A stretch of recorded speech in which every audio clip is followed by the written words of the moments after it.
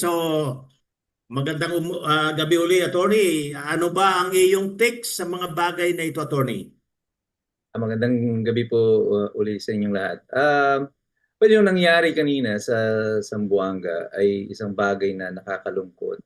Pero it is now worrisome, nakakabahala na siya. Kasi Oh, katatapos lang ng insidente sa Leyte.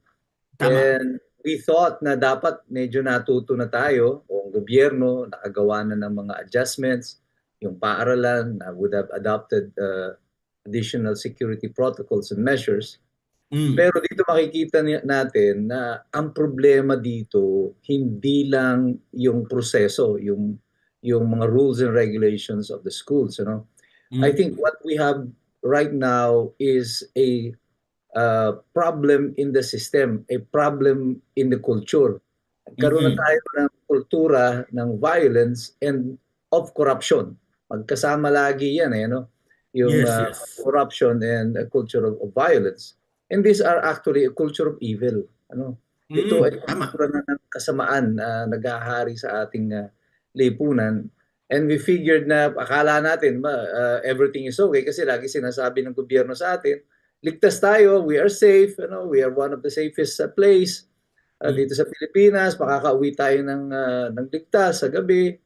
Yung pala, yung anak natin, hindi na makakauwi sa gabi, di ba? Kasi araw na araw ay babariling ka doon sa eskwelahan. So, Mm.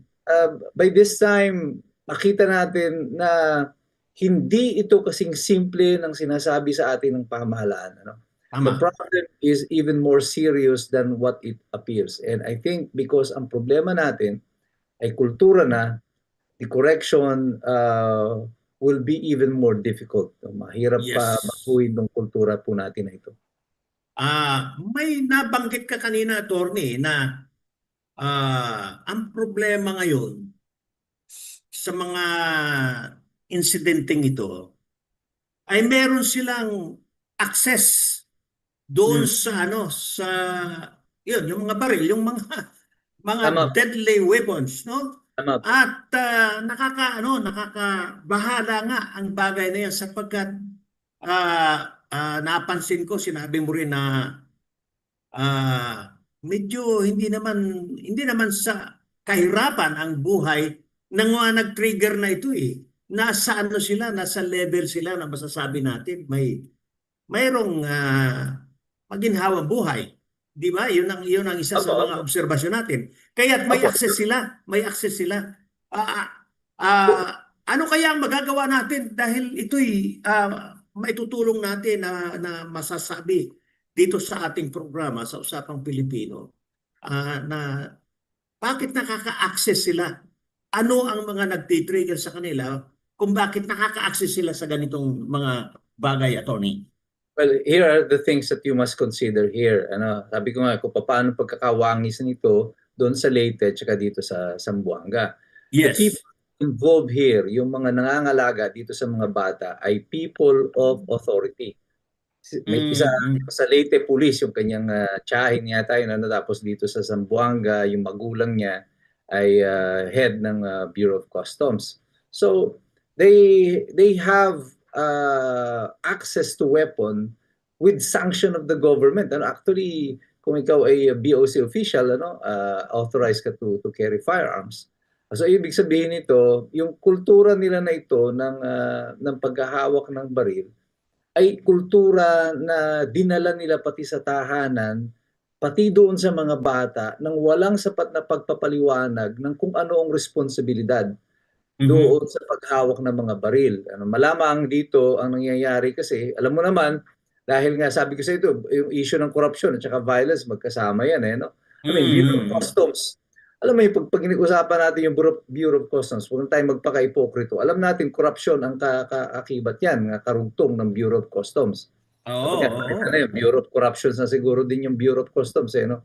Kasi every year, every president, yan ang pinag-uusapan. Kahit saang lokalidad ka pumunta, basta may mga customs collector, wala kang makikitang customs collector na mahirap.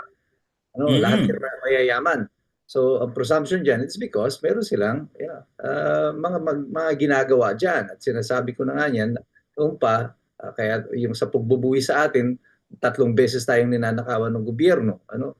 Sa Mm. buwis, sa kinikita dapat natin, kasama diyan yung sa customs, at saka itong mga aktual na pagnanakaw sa Kongreso at sa Senado at sa Malacanang, ano. But what Mm. we're driving at here is that itong dalawang insidente pa lang ito, you already have a pattern. You know, the pattern here is people who are in authority who have access to guns, at yung mga tao, anak nila or pamangkin nila, are able to gain access to this.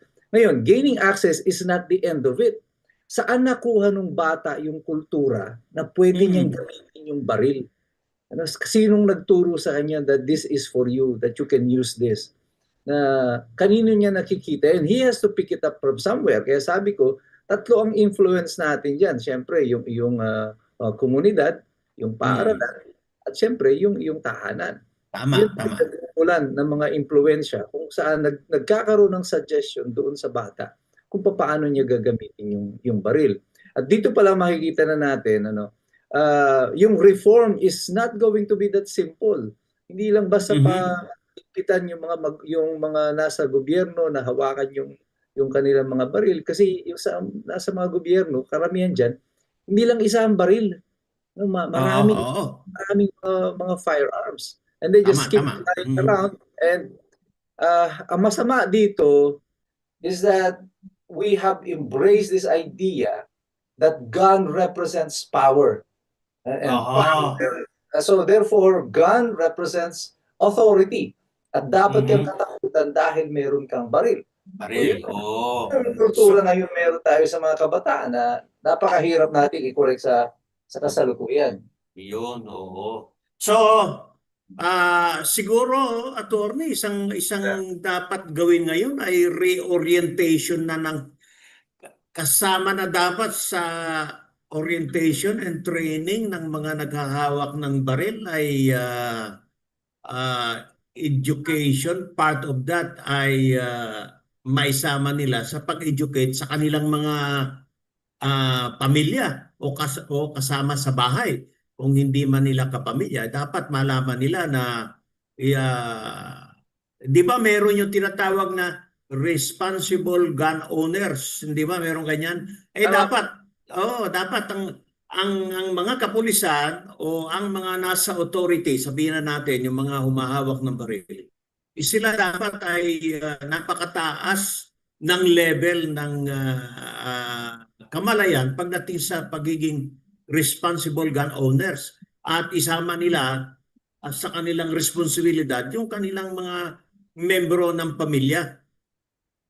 Tama po. At dapat yan talaga, magkaroon tayo ng mas malinaw ng mga polisiya at ng mga batas, Mm. magpapataw ng mas mataas na penalty dito sa mga magulang ng mga bata na mai-involve dito sa ganitong mga klase. Kasi Mm. ano, dahil exempt, kung ikaw ay 15 and below, ano, exempt ka from criminal liability. But the Mm. parents should be at least, yung meron naman talagang pananagutan sila sa batas, ano, may civil liability yan. They can even be prosecuted Mm. para doon sa kanilang kapabayaan. However, I think there must be a specific law na designed to check this measure. Kasi ganito ang mangyayari diyan, no? Kapag alam ng Mm. bata na ang Mm. mananagot sa kasalanan niya ay yung ang mga magulang, ay po pwede talaga siyang gumawa ng kalokohan, eh. Yung mga magulang ko naman pala makukulong, hindi ako, eh, no? So, I think there really has to be some fundamental changes in the law. Lalo na yung pinasa na to na batas ni Kiko Pangilinan, ano? Yung juvenile justice law na nag-exempt sa Ah, liability to 15. I think all of these cases that are happening right now is already proof na mali ang idea na ito nila Kiko Pangilinan. And they should admit this.